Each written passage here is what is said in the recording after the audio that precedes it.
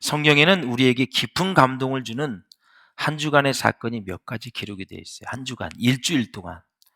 특별히 신구약 한 가지씩만 뽑아온다면 창세기 1장을 보십시오. 창조의 한 주간이 나옵니다. 이야, 한 주간 동안 우주 만물을 하나님 다 창조하시고 사람까지 만드셨어요. 그 한 주간이 그렇게 중요한 겁니다. 요한복음 12장도 보면 순환주간이라 그랬죠. 6일 동안에 있었던 그런 이야기인데 요한복음 전체에 어떻게 해요? 거의 반을 차지하는 그런 모습을 볼 수가 있어요. 특별히 12장에 등장하는 인물 중에서 우리 모두에게 친근감을 주고 감동을 준 인물이 있다면 누구일까요? 그 사람이 바로 마리아입니다. 마리아, 마신가 마은영인가 하여튼 마리아입니다. 요한복음 전체 분량 중에 거의 2분의 1을 할애하고 있습니다. 6일 동안에 있었던 일인데 거의 분량을 2분의 1이다. 뿐만 아니라 마태, 마가, 누가복음도 자기들이 쓴 복음서의 30% 이상을 마지막 한 주간, 순환 주간을 다루는데 할애하고 있다라는 사실이에요. 마리아는 유명한 사람이 아니었습니다. 오히려 매우 낮은 계층의 사람이었고 다른 사람들처럼 사랑을 많이 받은 부모님이 있는 그런 따뜻한 가정 출신이 아닙니다. 어려서 부모님을 다 여의고 3남매만 함께 사는 정말 결손 가정의 출신이었다. 아마도 이런 환경적인 어려움 때문인지는 모르겠지만 마리아의 가정은 평탄한 길을 걷지 못했습니다. 가정의 희망이었던 오라비 나사로가 젊은 나이에 죽을 병이 걸렸습니다. 아버지, 엄마 없지요? 오빠가 죽을 병에 걸렸어요. 그럼 여자 둘이 남습니다. 당시 여자들은 정말 너무너무 사람 취급을 받지 못하고 노동력을 아무리 제공을 해도 임금을 제대로 받지 못하고 가난하게 살 수밖에 없는 구조. 그래서 다 노예로, 종으로 팔려가는 그러한 때였지요. 희망이 없는 거죠, 사실은. 남자가 하나도 없이, 엄마도 없이 이렇게 많은 풍파와 많은 시험을 겪은 가정이 바로 마리아의 가정이었다. 이렇게 큰 시험과 어려움이 있었지만 이 마리아의 가정이 예수님이 찾아오십니다. 예수님이 찾아오세요. 예수님이 은혜를 부어주시니까 그 모든 시험과 어려움이 다 복이 되었다라는 사실이에요. 저와 여러분의 인생에 예수님이 정말 많이 찾아오시고 여러분을 격려해 주시고 위로해 주시고 축복해 주시기를 주의 이름으로 축원을 드립니다. 예수님만 오시면, 예수님만 우리와 함께 하시면, 하나님만 우리와 함께 하시면 그건 다 희망입니다. 희망이에요. 소망이 생길 수밖에 없어요. 그분은 전지전능하신 하나님이시기 때문에 우리를 살리러 오셨거든요. 할렐루야. 우리를 구원하러 오신 거예요. 우리에게 소망 가운데 주를 바라보고 살라고 그렇게 우리에게 찾아오셨다라는. 무너져가는 가정에, 소망의 빛이 없는 이 가정에, 절망할 수밖에 없는 이 가정에 예수님이 찾아왔다는 이 사실은 그 자체가 놀라운 은혜이다라는 거죠. 은혜입니다. 여러분은 언제 예수 믿기 시작했나요? 언제 예수님을 인격적으로 만나셨나요? 그 순간이 여러분 인생의 최고의 날이다. 할렐루야. 주님 만나는 그 날이.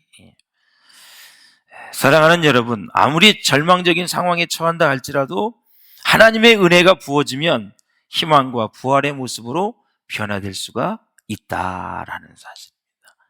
그러니까 예수 안에 있으면 늘 소망이 생기는 거예요. 옆 사람과 한번 인사하세요. 소망 중에 주를 바라봅시다. 아멘. 본문은 예수님께서 이제 마지막 유월절을 지키기 위해서 예루살렘으로 올라가시는 길에 베다니 마을에 머물렀을 때 일어난 사건입니다. 이 사건은 사복음서에 다 기록이 되어 있습니다. 예수님이 하신 말씀이기 때문에 특별히 이 복음이 증거되는 곳에 이 여인의 헌신을 다 같이 겸하여 복음을 전하라 그랬어요. 이렇게 복을 받은 여인입니다. 저는 여기 예배를 드리는 여성 여러분들이 이 마리아처럼 이런 복을 받을 수 있기를 주의 이름으로 축원합니다. 한 여자로 태어나서 정말 예수님을 잉태했던 마리아, 오늘도 정말 예수님 앞에 향유 옥합을 부어서 헌신한 마리아, 참 복받은 사람입니다. 아무쪼록 사람은 하나님의 복을 받고 살아야 됩니다. 하나님의 복이 임하셔야 됩니다. 하나님은 복을 주시는 분이고 우리는 받는 존재이거든요. 그분은 구원하시는 분이고 우리는 구원을 받는 존재예요. 그분은 창조주이시고 우리는 피조물이에요. 그래서 우리는 창조주 하나님의 복을 받고 사셔야 돼요. 그 축복이 임하시기를 주의 이름으로 축원합니다. 그래서 이 베다니와 예루살렘은 2.5km 떨어진 아주 가까운 곳에 있죠. 여기서 바로 우리 버스를 타는 유림동에 있는 동사무소, 거기 정도밖에 안 돼요. 너무 가까운 거예요. 베다니 마을에 이제 시몬이 있는 동네죠. 시몬, 문둥병자였습니다. 고침을 받았지요. 그래서 예수님에 의해서 모든 병치료를 받은 시몬의 집에서 잔치가 벌린 날이에요. 나사로는 친구이거나 친척이었을 것으로 이제 설도 있는데, 아무튼 이 지금 시몬의 집에 다 잔치에 모인 거예요. 병을 고쳐주니까 잔치를 벌린 거예요. 예수님께서 베다니에 오셨다는 소문이 나자 많은 사람들이 모였습니다. 첫 번째 잔치가 이제 가나의 혼인잔치, 여러분 잘 아시죠? 바로 전국 복음의 초대를 하나님 나라의 잔치에 이제 비유하기도 했는데, 예수님이 계신 곳에는 언제나 잔치가 열렸어요. 예수님이 계시는 곳에는 언제나 구원이 있고요. 예수님이 계시는 곳에는 치유와 회복이 있었어요. 예수님이 계시는 곳에는 언제나 소망이에요. 그래서 여러분, 예수님이 정말 귀하신 분이라는 거 잊지 마시고 오직 예수, 주님 중심으로 신앙생활할 수 있기를 주의 이름으로 축원합니다. 시몬의 집에서 예수님을 중심으로 잔치가 막 시작되었는데, 그때 식사를 하고 있을 때 갑자기 마리아가 매우 값진 순전한 나드 기름이 든 옥합을 들고 와서 예수님의 발에 붓습니다. 그리고 자기의 머리털로 그의 발을 씻었다라는 거죠. 자, 26장 6절에서 7절 같이 보시겠습니다. 시작. 예수께서 베다니 나병 환자 시몬의 집에 계실 때에 한 여자가 매우 귀한 향유 한 옥합을 가지고 나와서 식사하시는 예수의 머리에 부으니. 아멘. 놀랍습니다. 본문을 보면 이러한 헌신의 아름다운 장면 속에서 세 부류의 사람을 찾아볼 수가 있습니다. 첫째는 예수님을 사랑하는 사람이 있습니다. 누구일까요? 마리아입니다. 사랑이 있는 곳에 헌신이 있습니다. 둘째, 예수님을 이용하는 사람이 있습니다. 누구일까요? 가론 유다가 나오고 있어요. 셋째, 예수님을 대적하는 사람이 나오고 있어요. 누구예요? 대제사장들입니다. 한 사건 안에도 이렇게 예수님을 이용하는 사람이 있고, 예수님을 사랑하는 사람이 있고, 예수님을 대적하는 사람이 있습니다. 여러분, 어느 곳에 계시든지 예수님을 사랑하는 사람이 될 수 있기를 주의 이름으로 축원합니다. 할렐루야. 먼저 예수님을 사랑하는 마리아의 헌신을 볼 수가 있는데, 예수님의 발에 지극히 비싼 향유를 붓고 자기 머리털로 발을 씻는 장면을 일컬어서 우리는 교회사에서 가장 아름다운 헌신의 장면이다. 오늘 이 사건이 중요한 이유가 있어요. 마리아가 영적인 통찰력을 발휘해서 예수님의 십자가를 준비하고 있기 때문에 그렇습니다. 장례를 준비했어요. 예수님이 머무신 곳은 나사로의 집이 아닙니다. 시몬. 마태와 마가에 따르면 나병에 걸려 고침을 받았던 시몬의 집이라고 나오고 있어요. 그래서 예수님이 시몬의 집으로 가셨어요. 그곳으로 나사로와 마르다 그리고 마리아가 찾아온 거예요. 2절에 한번 같이 한번 보실까요? 시작. 거기서 예수를 위하여 잔치할세 마르다는 일을 하고 나사로는 예수와 함께 앉은 자 중에 있더라. 중요한 키포인트, 거기서 누구를 위해? 예수를 위해 잔치했다라는 거예요. 목적이. 예수님이 병을 고쳐주셨어요. 감사하는 마음으로 예수를 위해서. 와, 시몬 너 병 고쳤다며? 병 났다며? 야, 마시고 한번 해보자. 한번 막걸리 가져와, 뭐 와인 가져와. 그게 아니에요. 예수를 위해서 하는 거예요. 저는 여러분들이 육순, 칠순, 팔순, 구순 잔치를, 백순 잔치를 할 때 여러분 자신을 위해서 하지 말고 예수님을 위해서 하시기를 주의 이름으로 축원합니다. 왜? 그분이 여러분을 70년 동안 80년 동안, 90년 동안, 100년을 축복해 주신 그분이에요. 말만 예배만 드렸지 주인공이 여러분이 되면 안 돼. 예, 물론 주인공 한 사람은 있지만 그 사람도 예수님에 의해서, 하나님에 의해서 70년, 80년, 90년, 100년의 축복을 받은 거예요. 에베네셀의 하나님, 여기까지 도우셔서 거기까지 온 거예요. 그래서 하나님을 이름을 높일 수 있기를 주의 이름으로 축원합니다. 자, 우리 오늘 주인공 한마디 하시죠. 그러면 다 이제까지 나를 지켜주시고 생명을 연장시켜 주셔서 우리 자녀들과 함께 살게 하신 하나님께 영광을 올려드립니다. 그리고 영적 지도자 누구누구가 이렇게 가르쳐 주셔서 정말 이렇게 신앙생활을 할 수 있었습니다. 감사하고 그 다음에 여러분 이제 가족의 이름들 되는 거예요. 항상 하나님이 먼저. 할렐루야. 두 번째 영적 지도자, 세 번째 이 건강한 교회 공동체 비전교회에서 신앙생활해서 이렇게 행복하게 여기까지 왔습니다. 다 하나님의 은혜였습니다. 하나님의 축복이었습니다. 이거는 하나님도 없어지고 목사님도 없어지고 다 이웃도 없고 자기만 잘났다고 얘기를 하는 거예요. 의미가 없는 거예요. 겸손하지 못한 거고 하나님이 기뻐하지도 않아요. 여기까지 지켜주시고 심장박동을 뛰게 하신 분이 누구인데? 하나님이신데, 하나님이 여기까지 살게 해주셨는데, 할렐루야. 늘 그렇게 영광을 돌리면 우리 하나님께서 여러분을 더 축복해 주실 줄로 믿습니다. 자, 시몬은 나병, 문병 고침을 받은 감동이 있었어요. 그래서 이제 예수님을 위해서 잔치를 했다라는 거죠. 자, 시몬의 집에서 잔치가 있기 전에 이미 공개적으로 예수님을 체포하라는 명령이 내려졌어요. 여기서 이제 영적인 텐션이 있어요.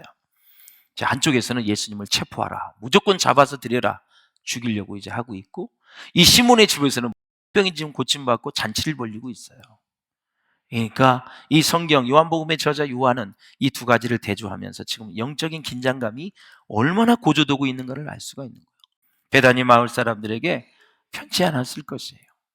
군인들이 왔다 갔다 하고 예수를 잡으려고 그러는데 이쪽에서 하하하호호 하면서 막 잔치가 벌어지고 있는 거예요.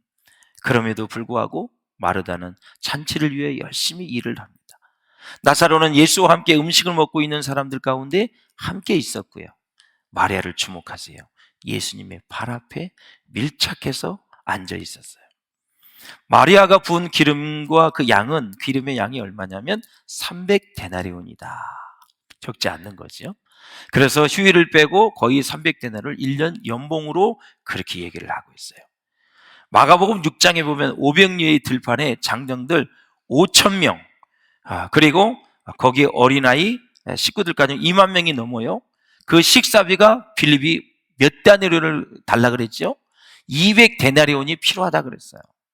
200데나리온. 그러니까 2만 명이 먹는데, 여러분 200데나리온인데 지금 마리아가 부은 옥합의 가격은 300데나리온이다.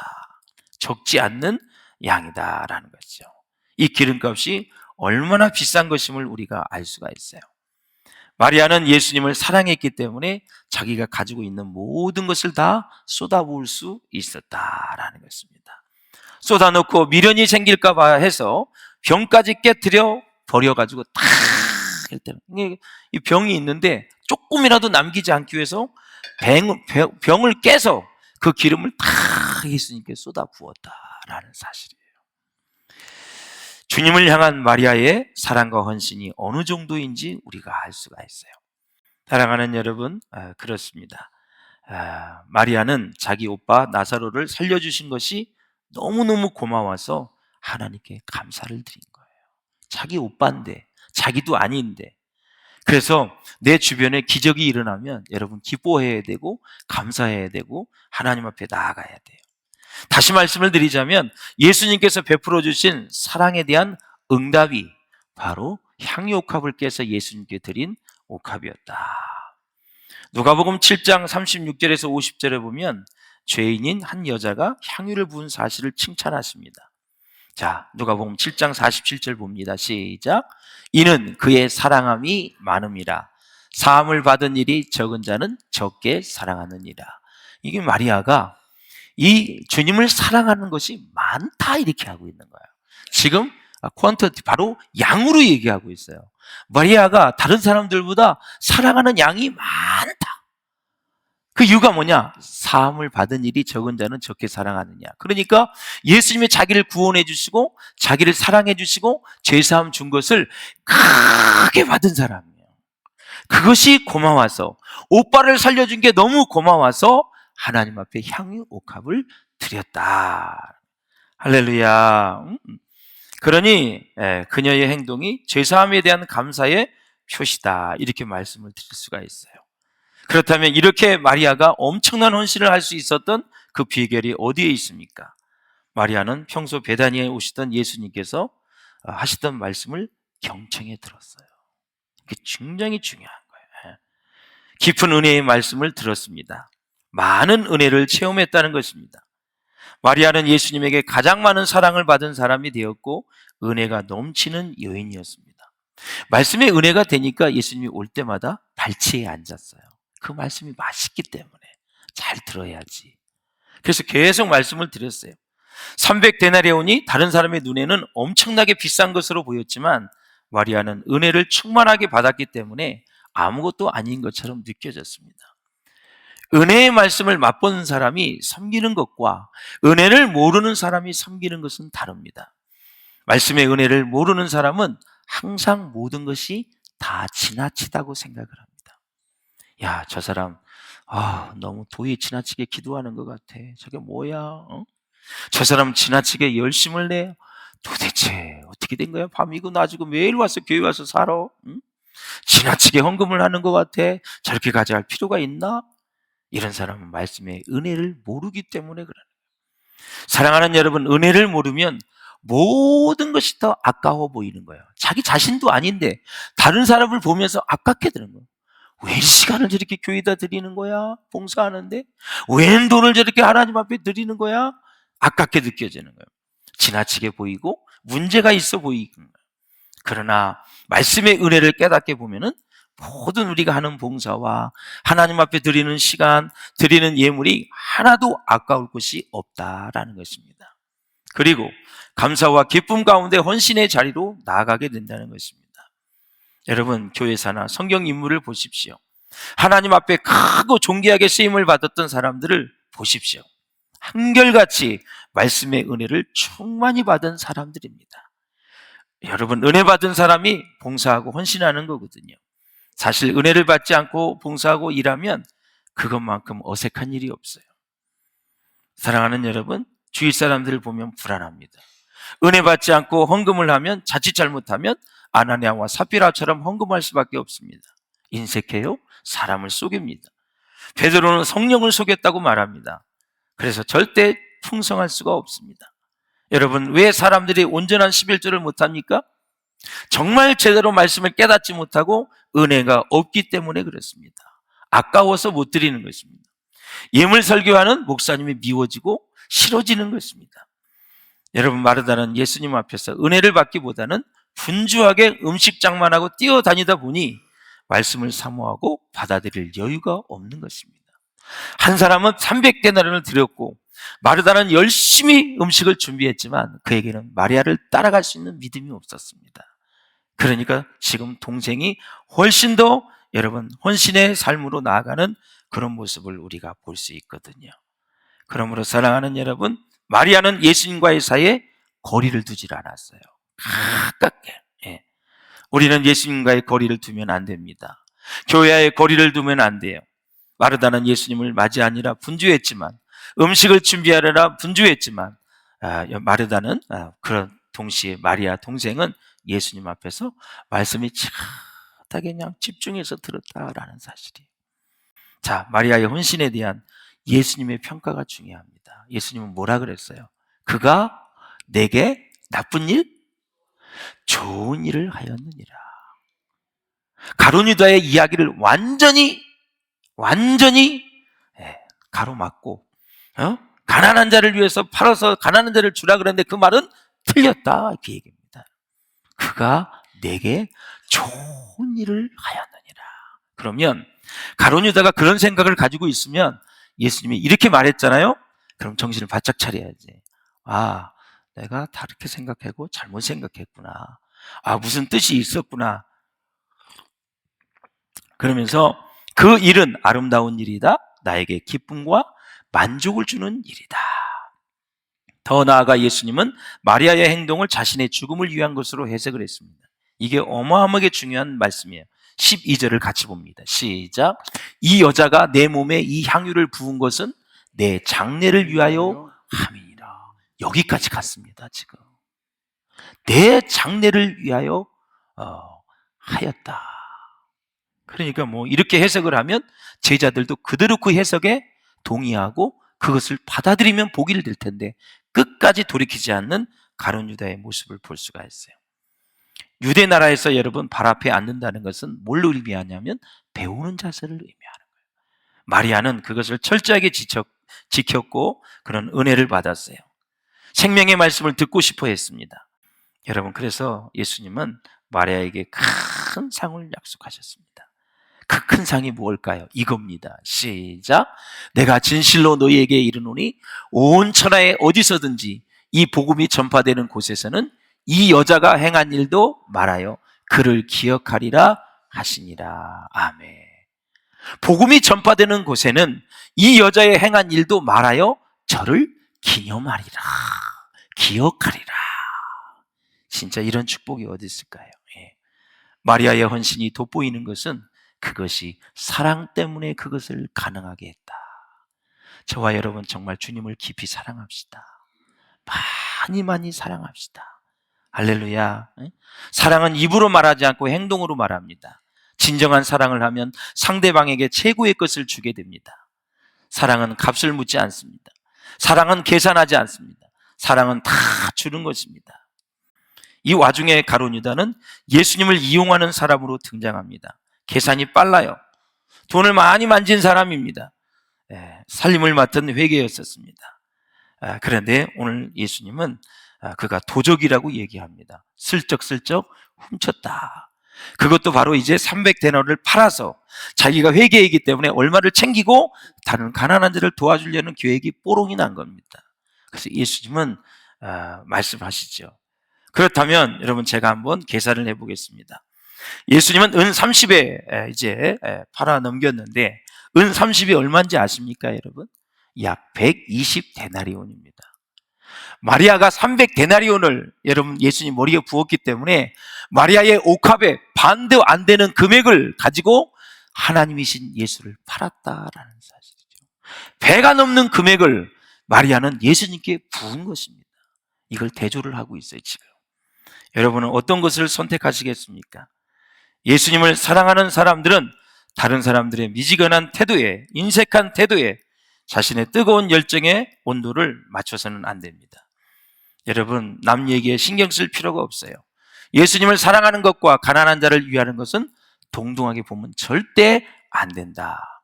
쉽게 말하면 예수님의 영광과 사회복지를 동일하게 다루면 안 된다라는 사실이에요. 마리아가 드리는 옥합 300데나리온과 그걸 팔아서 가난한 자들에게 주겠다는 이 두 가지가 동일한 가치가 아니라고요. 헷갈리지 마시기를 바랍니다. 구제를 하지 말라는 것이 아닙니다. 가난한 자는 우리 곁에 있어서 언제든지 도울 수 있지만 예수님은 3일 이후면 십자가에 못 박혀 돌아가십니다. 그분을 위해서 장례를 예비했기 때문에 우리 예수님이 극칭찬을 하는 것입니다. 하나님은 그 사람을 또 헌신하는 그 사람을 축복해 주셔서 하나님의 도구로 영원히 사용해 주실 줄로 믿습니다.